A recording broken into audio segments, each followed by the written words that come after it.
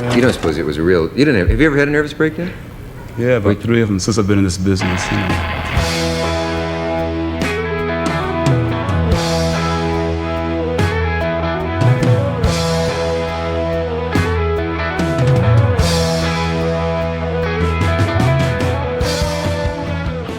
What makes an icon an icon? Is it talent? Is it fame? Because plenty of people are famous, but not everybody leaves a mark. Icons are remembered not because they were popular, but because they meant something to millions of people, sometimes for completely different reasons. They weren't just artists, they became something to believe in, reminders that there is more feeling, more freedom, and more life. That being different didn't have to mean being alone, and that life could feel like something more. They didn't just entertain, they inspired in the way they moved, spoke, and lived. Not everyone who gets famous becomes one, and not every icon was made to survive it. So, how does it happen?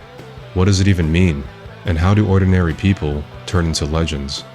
Becoming iconic sounds like a dream, but is it as great as it seems? Or is there even a bigger price to pay? We live in a time where we've grown so disillusioned with fame, where every celebrity feels like a brand, and every moment feels manufactured. It's hard to imagine what it once meant to be truly iconic. We live in an era of extreme skepticism, scandal, oversaturation, content creators. It's made us numb. And the most visible people in the world today, often famous for being relatable, idiotic, or just loud. Or maybe they were just lucky enough to post at the right time. They don't need vision, or skill, or sacrifice, just presence. The idea that fame was once tied to something undeniable, a sound, a voice, a look, a performance you couldn't ignore, feels almost surreal now. But that's how legends used to be made. Not for doing everything averagely, but for doing a few things so well it pierced through the noise. Fame used to feel like a lightning strike, rare, random, powerful. Now, it's more like a filter, available for everyone with a phone and a little time. In some ways, it's absolutely incredible. People who had never had a shot can now build careers, find audiences, and support themselves through creativity because the gatekeepers are finally gone. But when something becomes so available and so easy to everyone, it starts to mean less. If everyone gets their 15 minutes, who are we supposed to remember? When the feed is flooded with faces doing the same thing in slightly different ways, originality gets buried and unoriginality gets rewarded. And the word icon gets thrown around like it's just another buzzword. But real fame was never meant to be this easy, because when something's too easy to get, it's even easier to forget. And that brings the question, is fame even worth it? When you hear the word celebrity, what do you feel? Probably something negative. A scandal, a headline, a face you've seen too many times for doing too little. You probably think about the drama before you think of talent, controversy before craft. And the thing they do, if they do anything at all, is probably the last thing that comes to mind. And that's the shift. Fame used to be tied to output. Now, it's tied to presence, controversy, drama. Being seen is the new skill, staying visible, staying viral, staying in the algorithm. But icons weren't just visible, they changed how people felt, how people dressed, how people saw the world. And that can't be faked, not forever. But that doesn't mean iconic figures didn't have their fair share of controversy. If anything, the price of becoming an icon often carries the same consequences as fame and virality, just taken to an extreme. The difference is, they had something worth paying the price for. Their scandals didn't define them, their presence did. Their work, their vision, their mythology, it transcended the mess. Because even when they fell apart, people held on, because the art gave something back. And that's the paradox. The higher you climb, the more you're exposed. But if what you offer is real, people will let you burn and still call you light. There's a reason why they call them stars. Like the real thing, they start off small, distant, glowing, full of promise. And then one day, they get big, massive, blinding. But after that, there are only a few ways it ends. They either implode, explode, or slowly fizzle out. It's not just poetic, it's physics. There's only so much heat a person can carry, and only so much energy they're allowed to give off before it turns on them. Fame doesn't just elevate, it accelerates. Everything. The pressure, the praise, the pain, and what should take 10 years to process can happen in 10 months.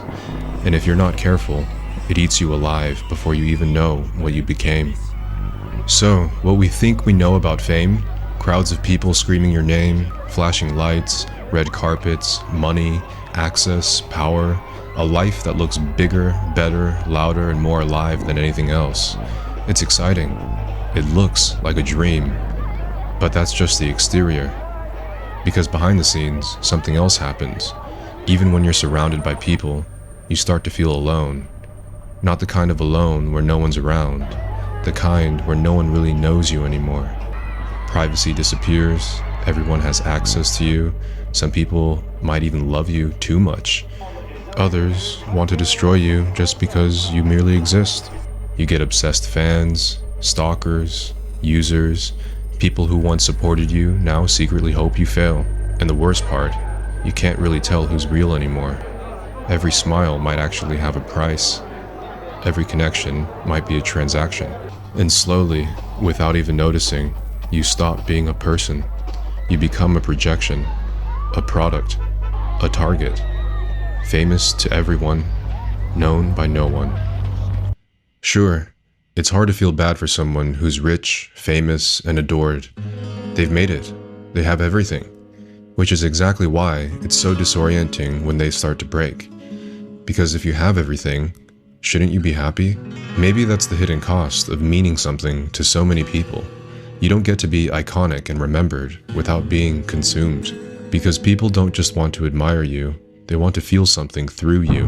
And when someone gives that much, gives hope, gives escape, gives proof that more is possible, it takes a lot out of them. But that's what makes it real, and that's what makes it worth remembering. Not the perfection, not the fame, but the sacrifice. These days, it makes sense that we've started to resist the idea of celebrating these figures. We don't trust public figures like we used to. The scandals, the lies, the constant stream of noise, it wears people down. And maybe that's healthy. Maybe we shouldn't put anyone on a pedestal. However, maybe there's still something worth remembering about the icons of the past. Not just who they were, but what they represented. That larger-than-life feeling. That sense that one person could carry 1,000 emotions and reflect them back at a world like a mirror. We don't need more idols necessarily, but we might still need reminders of what it looks like to give everything you have for something bigger than yourself. But in the end, the more disillusioned we become, stuck in the blur of the mundane, scrolling through sameness, arguing over nothing, the more we start to crave something larger than life, not to worship, but to feel something. Because most of the time, our icons weren't just individuals, they were symbols. They carried the weight of their era. They reflected the dreams, the pain, and the rebellion of the time. They were the culture, compressed into a single, unforgettable human form. And maybe that's why they still matter. Not because they were perfect, but because they meant something when we needed it most. Will we ever see another icon like we did before?